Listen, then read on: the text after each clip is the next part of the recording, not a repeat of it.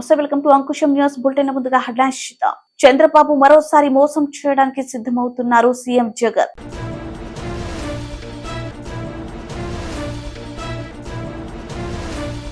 శాసనసభలో హడావిడి చేసిన అచ్చెన్నాయుడు.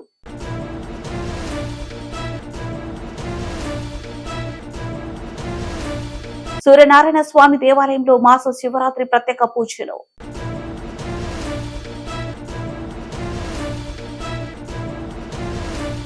తాడిపత్రిలో యాత్ర సినిమా చూసిన కేతిరెడ్డి పెద్దారెడ్డి.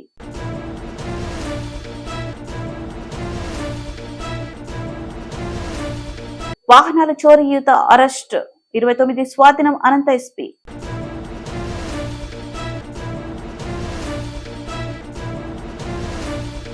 ఈ నెల 18న రాప్తాడులో సీఎం వైఎస్ జగన్ సిద్ధం సభ.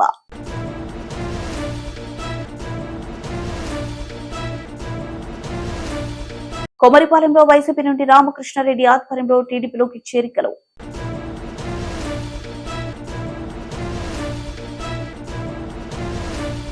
మాజీ ముఖ్యమంత్రి నారా చంద్రబాబు నాయుడు మరోసారి తప్పుడు వాగ్దానాలతో ప్రజల్ని మోసం చేయడానికి సిద్ధమవుతున్నారని, ప్రజలందరూ జాగ్రత్తగా వ్యవహరించాలని ముఖ్యమంత్రి వైఎస్ జగన్మోహన్ రెడ్డి అన్నారు. అసెంబ్లీలో ముఖ్యమంత్రి వైఎస్ జగన్ మాట్లాడుతూ, మన ప్రభుత్వం సంక్షేమానికి 70,000 కోట్లు ఖర్చు చేసిందని మన మేనిఫెస్టో ప్రకారం ఇప్పటికే పంపిణీ చేయడం జరిగిందన్నారు. చంద్రబాబు ఎన్నికల కోసం ప్రకటించిన సంక్షేమం 1,26,000 ఖర్చు అవుతుందని, ఇది సాధ్యం అవుతుందా ప్రజలు ఆలోచించాలని సీఎం వైఎస్ జగన్ కోరారు. చంద్రబాబు సాధ్యం కాని హామీలను ఇస్తూ మళ్లీ ఎలాగైనా అధికారంలోకి రావాలని ప్రజల్ని తప్పుడు పట్టిస్తున్నారని, జనం చైతన్యవంతులుగా వ్యవహరించాలని సీఎం వైఎస్ జగన్ అన్నారు. గతంలో రాష్ట్రంలో ఎన్నడూ లేని విధంగా అప్పులలో ఉన్నప్పటికీ చంద్రబాబు రాష్ట్రాన్ని అప్పులు మాయం చేసి వెళ్లినప్పటికీ రాష్ట్రంలో అనేక సంక్షేమ పథకాలు ప్రవేశపెట్టమని ప్రజలందరూ గుర్తుంచుకోవాలని సీఎం వైఎస్ జగన్ కోరారు. అసెంబ్లీలో బడ్జెట్ పై సీఎం వైఎస్ జగన్ అంకెలతో సహా వివరించారు. కేంద్రం ఆశించిన స్థాయిలో సహకారం అందించినప్పటికీ రాష్ట్రాన్ని అభివృద్ధి పథంలో నడిపించామని గుర్తు చేశారు. 52,700 కోట్లకు చంద్రబాబు నాయుడు గారు ఇప్పుడు చెప్పిన ఈ 6 హామీలు ఇవి కూడా యాడ్ చేస్తే, ఈ స్లైడ్ 14 చూపించాం, 14 ఈ 6 కూడా యాడ్ చేస్తే ఏమన్నాడు, మహాశక్తి అంట. 18 ఏళ్ళు నిండిన ప్రతి మహిళకు నెలకు 1,500 అంటే ఏడాదికి 18 ఏళ్ళు నిండిన ఎంతమంది ఉన్నారని అంటే మన ఓటర్స్ జాబితా చూస్తే తెలుస్తుంది అధ్యక్ష. మన ఓటర్ల లిస్టు చూస్తే ఎంతమంది మహిళలు ఉన్నారు, 18 ఏళ్ళు నిండిన వాళ్ళంతా మొత్తం ఓటర్స్ లిస్టులో ఉంది. వాటికి మనము 2,10 లక్షలు ఉంటే మనం వాటికి 2 కోట్లు చూపిస్తున్నాం, కొంచెం వాటికి తగ్గించినాం. అట్లా వేసుకున్నా కానీ 36,000 కోట్లు ఈ మహాశక్తికి. తల్లి తర్వాత ఈ తల్లికి వందనం, అది ఏంది, ఎంతమంది పిల్లలు ఉంటే అంతమందికి 15,000 అంట. ఏం నోటికి ఎంత వస్తే అంత చెప్పేసేయడమే, కాబట్టి ఏం పోయేదేముంది అని చెప్పి ఇచ్చేదే సచ్చేదే మళ్ళీ అనే లెవెల్లోకి మనుషులు చెప్పేయడం మొదలు పెడతా ఉన్నారు. తల్లికి వందనం అని చెప్పి ఎంతమంది పిల్లలు ఉంటే అంతమందికి. రాష్ట్రంలో 83 లక్షల మంది పిల్లలకు మనం మంచి జరిగిస్తూ 44 లక్షల మంది తల్లులకు మనం ఇస్తూ ఉంటే, ఆయన 83 లక్షల మంది పిల్లలకు లెక్కేసుకొని దానికి 12,450 కోట్లు. తర్వాత యువగలం, ఈయనే ఇంతకుముందు 2014లో ఇంటింటికి ఉద్యోగం ఇకపోతే 2,000 రూపాయలు నిరుద్యోగ వృత్తి అని చెప్పినోడు అది చేయకపోగా, ఆ 2014లో ఎన్నికల మేనిఫెస్టోలో ఇచ్చిన మాట, ఇది ఇచ్చిన మాటే. ఆ అక్క చెల్లెమ్మలకు ఆ డబ్బు కూడా తను చెప్పిన మాటే, ఆ మహాశక్తి లాంటిది. అది లేదు, ఈ యువగలము లేదు. 2014లో చెప్పింది లేదు, చేసింది లేదు. దీనికేమో మళ్ళీ 20 లక్షల మంది పిల్లలకు నెలకు 3,000 రూపాయలు చొప్పున వేసుకుంటే 7,200 కోట్లు. తర్వాత దీపం పథకం, 2014 ఎన్నికల మేనిఫెస్టోలో కూడా ఇలాంటి పథకమే పెట్టినాడు, గ్యాస్ సిలిండర్ల పథకం. అది చేసింది లేదు. అది చేయకపోగా ఇప్పుడు కొత్తగా ప్రతి కుటుంబానికి 3 గ్యాస్ సిలిండర్లు ఉచితమని చెప్పి మళ్ళీ పెట్టాడు, దానికి 4,600 కోట్లు. తర్వాత అన్నదాత అని మన రైతన్నలకు మనం 13,500 రైతన్నలకు ఇస్తా ఉన్నాం. మనం చెప్పింది రైతన్నలకు 12,000 ఇస్తామని, కానీ మనం రైతన్నలకు చెప్పిన దానికన్నా మిన్నగా 13,500 మనం ఇస్తా ఉన్నాం. ఆయన రైతులకు రుణమాఫీ చేస్తాను అని చెప్పి మొత్తం సంవత్సరం 5 ఏళ్ళకు కలిపి 87,612 కోట్ల రూపాయలు ఎగరగొట్టి ఆ 5 సంవత్సరాలు కలిపి ఆయన 15,000 కోట్లు ఇస్తే మనం ఇప్పటికే ఈ ఒక్క పథకానికే దాదాపుగా 30,000 కోట్ల పైచిలుకు 33,000 కోట్లు మనము ఈ రైతు భరోసా కింద మనం ఇప్పటికే ఇచ్చేసాం రైతులకు. అలాంటి పథకానికి కూడా మళ్ళా అప్పుడు 13,500 ఇవ్వడానికే రైతులకు మనసు రాలే. ఇప్పుడు దానికి పోయేదేముందిలే అని చెప్పి 20,000 అంటున్నాడు. దానికి ఇంకొక 10,000 కోట్లు, 11,000 కోట్లు, అంతా కలిపితే 73,000 కోట్లు. ఈ 73,000 కోట్లకు నేను ఇంతకుముందు చెప్పినా కదా, టచ్ చేయలేని సబ్జెక్టులు ఉన్నాయని చెప్పి, పెన్షన్లు కానీ, ఉచిత విద్యుత్ కానీ, పేదలకు అందే బియ్యం కానీ, పీడిఎస్ బియ్యం కానీ, ఆరోగ్యశ్రీ కానీ, పూర్తి ఫీజు రీఎంబర్స్మెంట్ కానీ, వసతి దీవెన కానీ, సంపూర్ణ పోషణం కానీ, గోరుముద్ద కానీ, ఈ 8 పథకాలు నేను ఏదైతే చెప్పినా టచ్ చేయాలనుకున్నా కూడా ఎవడు చేయలేని సబ్జెక్ట్ అని చెప్పినా కదా, ఆ 52,700, ఈ 73,440 కోట్లకి 52,750 కోట్లు కలిపితే 1,26,140 కోట్లు సంవత్సరానికి. అంటే నేను 70,000 కోట్లు మన ప్రభుత్వం 70,000 కోట్లు చేయడానికే నిజంగా కింద మీద పడతా ఉన్నాం. గవర్నెన్స్లో ఎప్పుడూ జరగని మార్పులు తీసుకొచ్చినాం. కరప్షన్ అనేది ఎక్కడ లేకుండా చేసినాం. పూర్తిగా స్ట్రీమ్లైన్ చేసినాం. చిత్తశుద్ధి చూపిస్తూ ఉన్నాం. నిబద్ధతతో చేస్తూ ఉన్నాం. ఇంత చేస్తూ ఉన్నా కూడా మనం 70,000 కోట్లకు చాలా అంటే చాలా లాగుతూ ఉంటే కూడా జరుగుతూ ఉంటే ఈయన 1,26,000 కోట్ల రూపాయల సంవత్సరానికి నేను చేసేస్తాను అని చెప్తా ఉన్నాడు. ఇంకా ఇంకా ఇంకా ఇంకా ఇంకా 6 పథకాలకి ఇంకా ఉన్నాయని చెప్తున్నాడు. మళ్ళా ఇంకా ఇంకా ఇంకా 6 పథకాలకి ఇంకా ఉన్నాయని చెప్తున్నాడు. అంటే నేను అడుగుతా ఉన్నాను అధ్యక్ష, అంటే మనం 70,000కే కష్టపడతా ఉంటే 1,26,000 ఇప్పటికే మళ్ళా ఇంకా ఇంకా ఇంకా ఏదో చెప్తాను అంటున్నాడు. అంటే నేను ఆలోచన చేయమని చెప్తాను. ప్రతి ఇంట్లో ఈ చర్చ జరగాలి. ఇంత మోసం చేసేదానికోసం ఈ దుర్బుద్ధితో, ఈ బుద్ధితో ఈ మాదిరిగా మోసం చేయడం ధర్మమేనా ప్రజలను?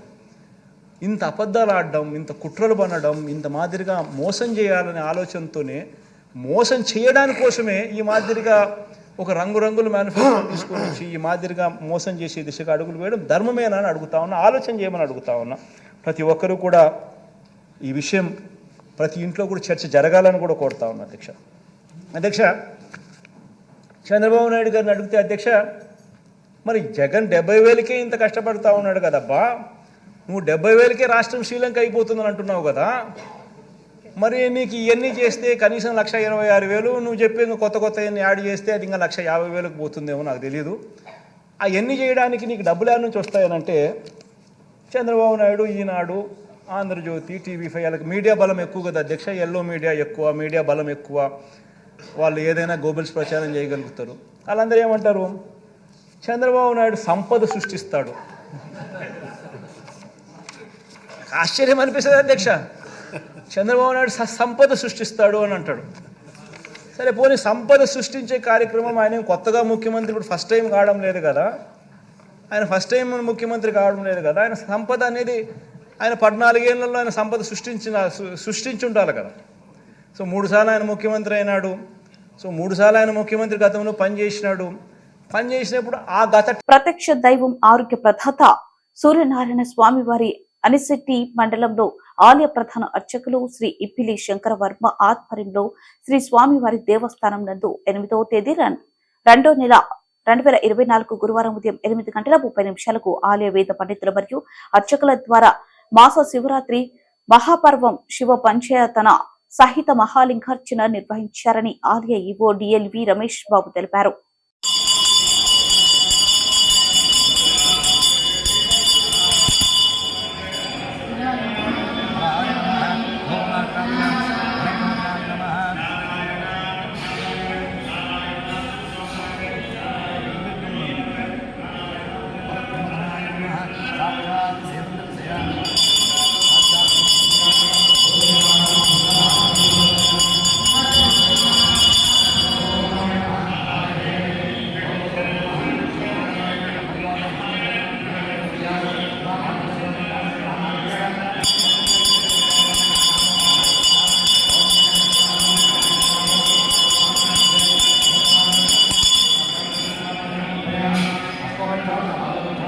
శాసనసభలో చివరి రోజు తెలుగుదేశం పార్టీ అధ్యక్షులు అచ్చెన్నాయుడు ఉదయం హడావిడి చేశారు. 9 గంటలకే శాసనసభకు వచ్చిన తెలుగుదేశం పార్టీ శాసనసభ్యులు శాసనసభాపతి సమయానికి సమావేశం ప్రారంభించలేదని వీడియో తీసి హల్చల్ చేశారు.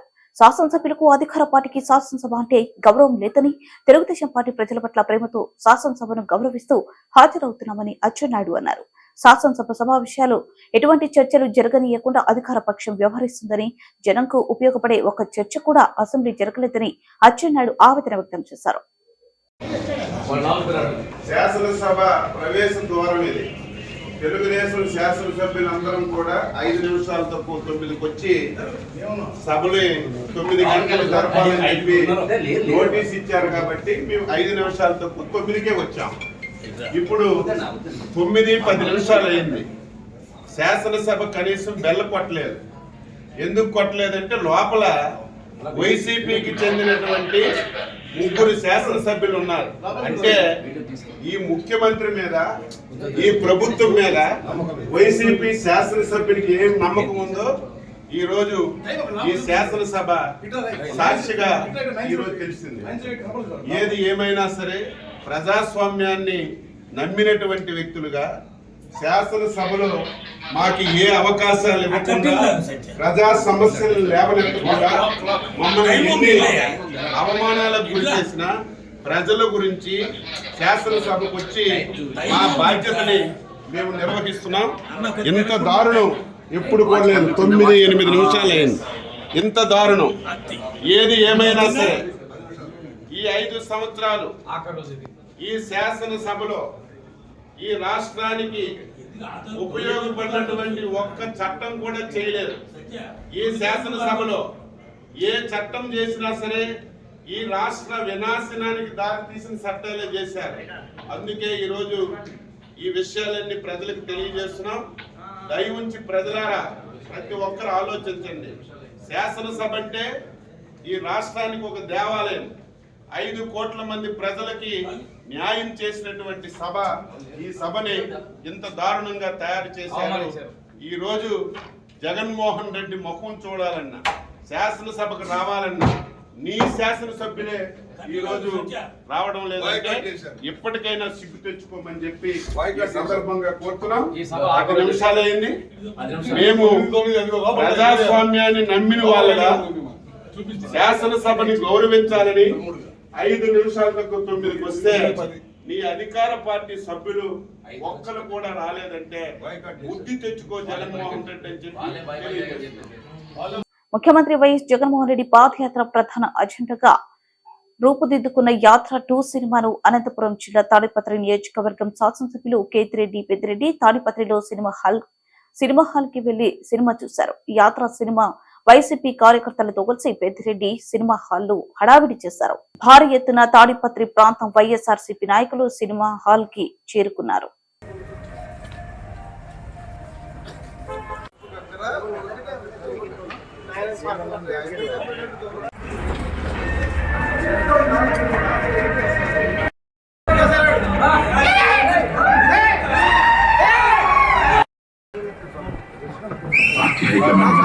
మేము వచ్చిన విషయం ఏంటంటే we have a list of candidates. If you can accommodate in your cabinet.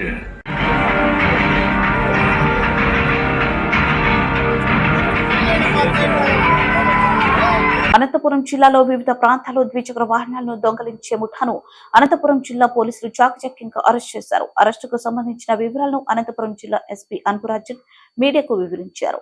Anantapuram నగరంలోని పోలీసు కాన్ఫరెన్స్ హాల్లో జరిగిన సమావేశంలో జిల్లా ఎస్పీ మాట్లాడుతూ పట్టుకున్న 21 ఏళ్లు కూడా నిండని 3 యువకులు మరో 2 మైనర్లు కలిసి జల్సాల కోసం దొంగతనాలు మొదలుపెట్టారు.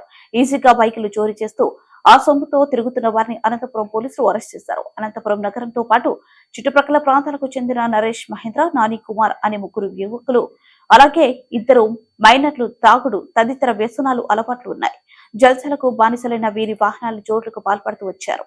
ఈ 5గురు కలిసి ఇతర ప్రాంతాలతో పాటు స్థానిక ఆర్టీసీ బస్టాండ్, జిల్లా సర్వజన ఆసుపత్రి తదితర రద్దీ ప్రాంతాలకు వెళ్లడం, అక్కడ పార్క్ చేసిన ద్విచక్ర వాహనాలను టార్గెట్ చేస్తారు. ద్విచక్ర వాహనం పార్క్ చేసిన వ్యక్తిని అనుసరించడం, చుట్టూ పరిస్థితులను పరిశీలించడం, అనువైన సమయంలో నకిలీ తాళాల సహాయంతో ద్విచక్ర వాహనాలను ఎత్తుకెళ్తారు. కేసుకు సంబంధించిన వివరాలను జిల్లా ఎస్పీ అన్కురాజన్ వెల్లడిస్తారు. వచ్చేసి 2 టౌన్ 3 టౌన్ తర్వాత ఈ నల్లచెరువు ట్రాక్టర్స్. అందరికీ నమస్కారం. అనంతపురం పోలీస్ సిసిఎస్ టీమ్స్ వారు ఒక మంచి వర్క్ చేయడం జరిగింది.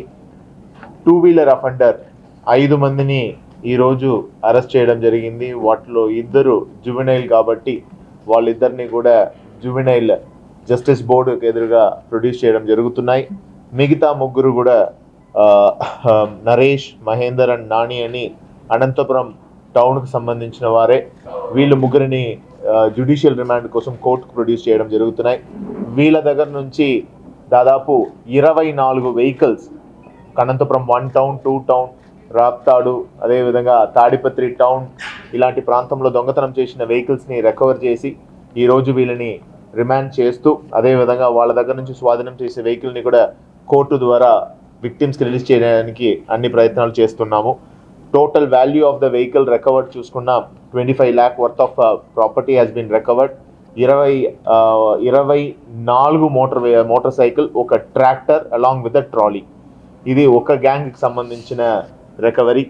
అదేవిధంగా కళ్యాణ్ దుర్గం పోలీస్ వారు ఎక్సలెంట్గా ఒక వర్క్ చేసి అక్కడ ఒక అఫెండర్ జానీ అనే వ్యక్తిని పట్టుకొని అతను స్వాధీనం నుంచి దాదాపు 5 వెహికల్స్ రికవర్ చేసి ఈరోజు అతన్ని రిమాండ్ చేస్తూ ఈ వెహికల్ని కోర్టు పెట్టడం జరుగుతున్నాయి. అందాజుగా టోటల్గా మనము అన్ని కలుపుకుంటే దాదాపు 29 వెహికల్స్ రికవరీ, ఒక ట్రాక్టర్, ఒక ట్రాలీ వర్త్ ఆఫ్ 25 lakh రూపీస్కి రికవర్ చేసి ఈరోజు వీళ్ళని రిమాండ్ చేయడం జరుగుతున్నాయి. ఈ విషయంలో బాగా పనిచేసిన సిసిఎస్ టీం మరియు ఇతర బిక్కవోలు మండలం కోమరిపాలెంలో వైసీపీ నాయకులు Pandiri Govind, Dangetti Bullabbayi, P Raju, Satyavarapu Venkataraju, D Durga, Mandapalli Lakshmi, Vanapalli Ramu, K Durgamma, J Bibi Shaik, Imampi Shaik Abdulla, Jajula Prasad, Posupalli Mariyamma మరియు 50 వైసీపీ నాయకులు, కార్యకర్తలకు టీడీపీ పార్టీ కండువ కప్పి పార్టీలోకి ఆహ్వానించిన తెలుగుదేశం పార్టీ రాష్ట్ర ఉపాధ్యక్షులు నల్లమిల్లి రామకృష్ణారెడ్డి. ఈ కార్యక్రమంలో మండల పార్టీ అధ్యక్షులు వేణుగోపాల్ రెడ్డి, తూర్పు గోదావరి జిల్లా వాణిజ్య విభాగ కార్యనిర్వాహక కార్యదర్శి డివిఆర్, తూర్పు గోదావరి జిల్లా తెలుగు రైతు అధ్యక్షులు సిరసపల్లి నాగేశ్వరరావు, అనపర్తి నియోజకవర్గం బీసీసీల అధ్యక్షులు కర్రి శ్రీనివాసరావు, వైస్ ప్రెసిడెంట్ వెంకటరామరెడ్డి, మాజీ ఎంపీటీసీ విజయభాస్కర్ రెడ్డి, రాష్ట్ర సహకార మరియు ఉపర సాధికార కమిటీ సభ్యులు అప్పలస్వామి, తూర్పు గోదావరి జిల్లా తెలుగు యువత ఉపాధ్యక్షులు శ్రీధర్ గోవింద్ రెడ్డి, తూర్పు గోదావరి జిల్లా సెట్టిబరిజ సాధికార కమిటీ కార్యనిర్వాహక కార్యదర్శి మధు, గణేష్, జగన్నాథం, తూర్పు గోదావరి జిల్లా వాణిజ్య విభాగ అధ్యక్షులు సుధాకర్ రెడ్డి, తూర్పు గోదావరి జిల్లా అధికార ప్రతినిధి వెంకటరామరెడ్డి, మాజీ వైస్ ఎంపీపీ చింత శ్రీనివాసరెడ్డి, మల్లెడి శ్రీనివాసరెడ్డి, రాష్ట్ర బీసీసీఎల్ కార్యనిర్వాహక కార్యదర్శి శ్రీను, రాష్ట్ర ఏసీసీఎల్ కార్యదర్శి సూర్యప్రకాష్, బాబురావు, మాజీ ఎంపీటీసీలు సాయిరాజు, ఎంపీటీసీ ఏసురత్నం, ఆనంద్, జనసేన నాయకులు శ్రీను, సుబ్బారావు, పెంటయ్య, సుబ్బారెడ్డి, జండికి, జాన్ బాలు, లడ్డు ప్రసాద్, మహేష్, తెలుగు మహిళలు, కొమరిపాలెం గ్రామ నాయకులు, కార్యకర్తలు, బిక్కవరు మండల నాయకులు, కార్యకర్తలు పాల్గొన్నారు. తెలుగుదేశం పార్టీలో జాయిన్ అయిన వాళ్ళందరికీ హృదయపూర్వకంగా తెలుగుదేశం పార్టీలోకి ఆహ్వానం పలుకుతా ఉన్నాం. ఇవాళ అనేక విధాలుగా ఇక్కడ ఇబ్బందులు గురి చేయడం, సమస్యలు సృష్టించడం ఇదంతా పరిపాటిగా మారిపోయింది. ఇవాళ మీ అందరికీ ఒకటే స్పష్టమైన హామీ ఇస్తా ఉన్నాం. ఎవరైతే తెలుగుదేశం పార్టీతో పనిచేస్తారో ఈ గ్రామంలో చాలా మంది బహిరంగంగా తెలుగుదేశం పార్టీకి మద్దతు పలకలేక అంతర్గతంగా కూడా అనేక మంది మద్దతు పలుకుతా ఉన్నారు. వారందరికీ కూడా తెలుగుదేశం పార్టీ ఎల్లప్పుడూ అండగా ఉంటుంది. ఎవరిని వదిలిపెట్టే ప్రసక్తే లేదు. తెలుగుదేశం పార్టీకి ఎవరైతే చిత్తశుద్ధితో బహిరంగంగా వచ్చి కానీ అంతర్గతంగా కానీ మద్దతు పలుకుతా ఉన్నారో అందరికీ వెంట ఉంటాం. ఏ సమస్య వచ్చినా మీ వెనకాలే నడుస్తామని ఈ సందర్భంగా మీ అందరికీ సవినయంగా విజ్ఞప్తి చేసుకుంటూ, మరి ఈ కార్యక్రమానికి హాజరైన ప్రతి ఒక్కరికి పేరు పేరున హృదయపూర్వకంగా కృతజ్ఞతలు తెలియజేసుకుంటూ ఈ కార్యక్రమాన్ని అత్యద్భుతంగా మహాశక్తి కార్యక్రమాన్ని ఈ గ్రామంలో నిర్వహించడానికి ఉత్సాహంగా వచ్చిన మహిళా నాయకులకి అదేవిధంగా వారికి మద్దతుగా వచ్చిన ఈ గ్రామంలో అనేక మంది ఈరోజు తెలుగుదేశం పార్టీలో చేరి వారికి మద్దతుగా ఈరోజు కార్యక్రమం నిర్వహించడానికి వచ్చిన వాళ్ళకి, అదేవిధంగా వివిధ గ్రామాల నుంచి వచ్చిన తెలుగుదేశం పార్టీ కార్యకర్తలకు, మీడియా ప్రతినిధులకు అందరికీ పేరు పేరున హృదయపూర్వకంగా కృతజ్ఞతలు తెలియజేసుకుంటూ ఈ కార్యక్రమం మొదలు పెట్టించాల్సిందిగా డివిఆర్ గారిని కోరుతా ఉన్నాం. రాప్తాడులో సీఎం వైఎస్ జగన్ సిద్ధం సభ 18న భారతదేశ చరిత్రలో నిలిచిపోయే విధంగా రాప్తాడులో 18వ తేదీన సీఎం వైఎస్ జగన్ నాయకత్వంలో జరిగే సిద్ధం సభ ఉండబోతుందని అనంతపురం జిల్లా రీజనల్ కోఆర్డినేటర్ పెద్దిరెడ్డి రామచంద్రారెడ్డి అన్నారు. రాప్తాడు సమీపంలో నిర్వహించబోయే సిద్ధం సభకు సంబంధించిన ఏర్పాట్లను ఆయన పరిశీలించారు. ఎమ్మెల్యే ప్రకాష్ రెడ్డితో పాటు ఇతర వైసీపీ నాయకులు ఈ కార్యక్రమంలో పాల్గొన్నారు. ఈ సందర్భంగా మంత్రి పెద్దిరెడ్డి మాట్లాడుతూ రాప్తాడులో ఈ నెల 11న జరగాల్సిన సిద్ధం సభ 18కి వాయిదా వేసినట్లు తెలిపారు. జగన్ అంటే మనం రాయలసీమ బిడ్డ అని అందరూ భావిస్తారని, అలాగే వైఎస్ఆర్ కాంగ్రెస్ పార్టీని కూడా మన పార్టీగా భావిస్తారన్నారు. అందుకే ఈ సభ కనివిని ఎరుకని రీతిలో ఉండేలా ప్లాన్ చేస్తున్నట్టు చెప్పారు. మొత్తం 50 నియోజకవర్గాల ఎమ్మెల్యేలు ఈ కార్యక్రమంలో పాల్గొంటారని, పెద్ద ఎత్తున జనం కూడా వచ్చేలా ప్రణాళిక చేస్తున్నట్టు చెప్పారు. ఈ కార్యక్రమాన్ని ప్రతి ఒక్కరూ బాధ్యతగా తీసుకుని విజయవంతం చేయాలని, సర్పంచ్లకు కూడా ఇటీవల ఉన్న సమస్యలు పరిష్కరించి వారి అకౌంట్లలో డబ్బులు వేశామన్నారు. ఇంకా ఏమైనా ఉన్నా జగన్ పరిష్కరించేందుకు సిద్ధంగా ఉన్నారన్నారు. 1998లో ఆ రోజు సోనియా గాంధీ రాజకీయాల్లోకి వచ్చినప్పుడు నా ఆధ్వర్యంలో భారీ సభను నిర్వహించామన్నారు. ఇప్పటి వరకే అది పెద్ద సభ అని అన్నారు. దానికి మించి ఉండేలా ఈ సిద్ధం సభ జరగబోతుందని, దేశ చరిత్రలో అతిపెద్ద సభగా ఉంటుందని పెద్దిరెడ్డి అన్నారు. ఈ సభ మన గెలుపుకు నాది పరకాలని పెద్దిరెడ్డి అన్నారు. మేము ముందు నుంచి ఊహిస్తా ఉండేది, యువత కూడా కమ్యూనిస్టులు వెళ్తూనే ఉన్నారు, కాంగ్రెస్ ఇండైరెక్ట్ వెళ్తూనే ఉంది, బీజేపీ ఉంది. బీజేపీలో ఉండే నాయకులందరూ కూడా తెలుగుదేశం పార్టీకి సంబంధించిన వాళ్ళే, 4 ఎంపీలు ఉన్నారు అక్కడ. కాబట్టి మేము పెద్ద ఆశ్చర్యకరమైన వార్తగా దీన్ని చూడడం లేదు. మా నాయకుడు సింగిల్ గానే వస్తారు. జగన్మోహన్ రెడ్డి గారి ప్రపంచం ఈ రాష్ట్రంలో కొనసాగుతూ ఉంది. ప్రధానంగా మన రాయలసీమలో మనం అన్ని స్థానాలు గెలవాలనే ఒక పట్టుదలతో పనిచేస్తాం, తప్పకుండా గెలుస్తాం. అదే ఈనాడు పేపర్ అంతకుముందు కరోనాలో కూడా ఒకవైపు చంద్రబాబు నాయుడు, లోకేష్, బాలకృష్ణ గారు అందరూ 4 గోళ్ల మధ్య హైదరాబాద్ లో ఉంటే వారందరినీ పట్టించుకోకుండా, కరోనా బాధితులు ఎవరిని పట్టించుకోకుండా, నియోజకవర్గాలు పర్యటించకుండా, రాష్ట్రానికి నాయకుడుగా ఉండే పార్టీకి ఆయన ఈ పక్క తిరగకుండా ప్రతిపక్ష నాయకుడుగా కరోనాకు భయపడి అందరూ లోపలికి వచ్చారు. ఆ రోజు ఎవరు ముందుకు వచ్చారు? ప్రధానంగా వాలంటీర్స్ వచ్చారు. చాలా మంది వాలంటీర్లు చనిపోవడం జరిగింది ఈ కరోనాలో సేవలు అందించి. వాళ్ళు పాపం ఏదో అఫెక్టెడ్ ఫ్యామిలీస్ కు ప్రభుత్వం ఇచ్చిన ప్రొవిజన్స్ కానీ ఇంకోటి కానీ తీసుకుపోయి ఇస్తా ఉంటే వీళ్ళు మూటలు మూసేవాళ్ళని మాట్లాడింది కూడా చంద్రబాబు నాయుడే, రాసింది కూడా ఈ మీడియాని. కాబట్టి దాని గురించి మనం పట్టించుకోనక్కర్లేదు. వారి సేవలు ఈ రాష్ట్రంలో ఉన్న ప్రతి ప్రౌఢుడు కూడా గుర్తించారు. వాళ్ళను చెప్పాలంటే అందరికంటే ఎక్కువగా వారి పాత్ర ఎక్కువగా ఉంది. ఆ రోజు కరోనాలో మంచి సేవలు అందించిన రాష్ట్రంగా పేరు తేవడానికి ఈ రోజు కూడా వారి ధర్మాన్ని, వారి కర్తవ్యాన్ని నిర్వహిస్తూ ఉన్నారు తప్ప ఏ పార్టీకి వాళ్ళు కొమ్ము కాయడం లేదు. మేము కాంగ్రెస్ పార్టీకి వదిలేసి శాసనసభ్యుడిగా ఉండి బయట వచ్చాను. మాకు భద్రత లేకుండా చేశాడు ఆ రోజున్న ముఖ్యమంత్రి, అత్యుత్తమ ముఖ్యమంత్రి కిరణ్ కుమార్ రెడ్డి గారు. నాకు కానీ పార్లమెంట్ సభ్యుడిగా ఉన్న అంటే అప్పుడు కాలేదు, మిథున్ కానీ మా తమ్ముడికి కానీ ఎవరికి, మా కుటుంబానికే ఇవ్వలేదు. జిల్లాలో మేమే కదా అతనికంటే ధీటుగా పార్టీకి పనిచేస్తాం, కాంగ్రెస్ పార్టీకి. అతను నిమిత్త మాత్రుడు నా నియోజకవర్గంలో వచ్చాడు, గెలిచాడు నా పేరు వల్ల, లేకపోతే అతను గెలిచేవాడు కూడా కాదు. అలాంటి వాడు ముఖ్యమంత్రి అయితే మమ్మల్ని అంతగా ద్వేషించాడు. నాకు ఇంతకంటే ఇంకా ఎక్కువ చెప్పాలంటే సరాసరి మా నాయకుడిని తీసుకుపోయి 16 నెలలు జైల్లో పెట్టారు కాంగ్రెస్ పార్టీ వాళ్ళు. ఆయనకి ఏమైనా రక్షణ కల్పించారు? ఈమె అధ్యక్షురాలు అయినంత మాత్రాన మనం రక్షణ ఇవ్వాల్సిన అవసరం లేదు. ఆమె కూడా ఏర్పాటు చేసుకోవాలి. మేము పాదయాత్రలో ప్రత్యేకంగా మనుషులు పెట్టుకున్నాం జగన్మోహన్ రెడ్డి గారిని ఎట్లా రక్షించుకోవాలని చెప్పి. మీకు కూడా అలాంటి రక్షణ కార్యక్రమాలు కాంగ్రెస్ పార్టీ ఏర్పాటు చేస్తుంది. లేకపోతే మీకు మద్దతుగా నిలిచిన కేవీపీ రామచంద్రరావు, గిడుగు రుద్రరాజు, రఘువీరావు అంటే వాళ్ళు ఎవరైనా చేస్తారు. ఎవరెవరు ఇండివిజువల్ గా నీ రక్షణ నువ్వు ఇంట్లో తలుపు పెట్టుకోకుండా పనుకుంటావో, నువ్వు కూడా నీ ఇంట్లో నీ రక్షణ నువ్వు చేసుకుంటావు.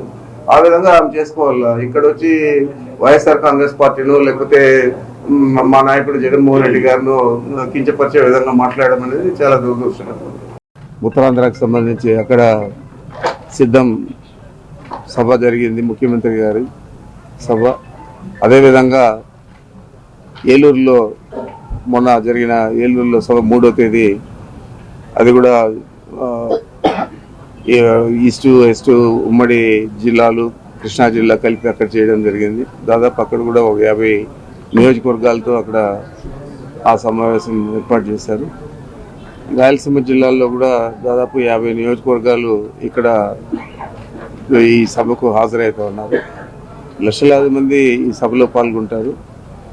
మరి పెద్ద ఎత్తున దీన్ని రాయలసీమ వాసులందరూ కూడా మన ఉనికి చాటుకునే విధంగా మన ముఖ్యమంత్రి మన రాయలసీమకు సంబంధించిన వాడు, మరి ఎప్పుడు జరిగినంత పెద్ద సభ ఇక్కడ జరగాలని చెప్పి జరుగుతుందని నేను తెలియజేస్తా ఉన్నాను. ఈ సభ ఒక ప్రతిష్టాత్మకంగా మనం తీసుకోవాలా, ఎందుకంటే ఈసారి అన్ని సీట్లు గెలిచే విధంగా మనం పనిచేస్తా ఉన్నాం. తప్పకుండా ఇది ప్రతిబింబించే విధంగా మన విజయానికి నాందిగా ఈ సభ జరగాల. రాబోయే రోజులు ఇంకా బాగుంటాయి కాబట్టి, ఆర్థికంగా మనకి ఇబ్బంది ఉండదు కాబట్టి లోకల్ బాడీస్ను బలోపేతం చేయడానికి జగన్మోహన్ రెడ్డి గారు ముందుకు వచ్చారు. మా నాయకులందరూ కూడా శక్తివంచన లేకుండా కృషి చేయాలని కూడా అందరినీ కోరుకుంటాం. నెల్లూరు, ప్రకాశం, గుంటూరు అవి కూడా ఒక సభ ఉంటుంది. మా వాళ్ళందరూ 1 గంటకే వస్తే బాగుంటుంది. ఎందుకంటే